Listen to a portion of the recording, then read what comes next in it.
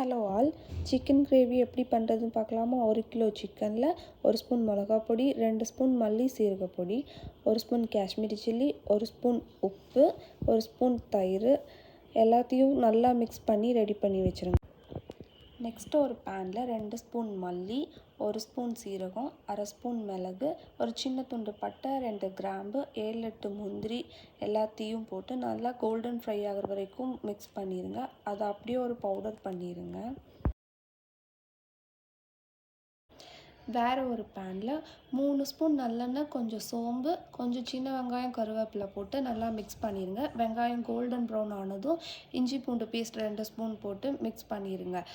இஞ்சி பூண்டு பச்சை வாசம் போனதும் பொடி பொடியாக கட் பண்ண 2 தக்காளியை உள்ள போட்டு அது கூட கொஞ்சம் மஞ்சத்தூள், உப்பு போட்டு மிக்ஸ் பண்ணிடுங்க.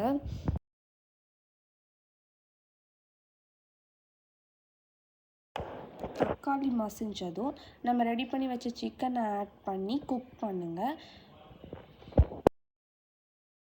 சிக்கன் 90% வெந்துருச்சுன்னா நம்ம ரெடி பண்ணி வச்ச பவுடர் ஆட் பண்ணி 5 மினிட்ஸ் குக் பண்ணுங்கள். சிக்கன் ரெடி ஆயிரும். இதை நீங்கள் இட்லி, தோசை, சாப்பாடு கூட ட்ரை பண்ணி பாருங்கள், நல்லாயிருக்கும்.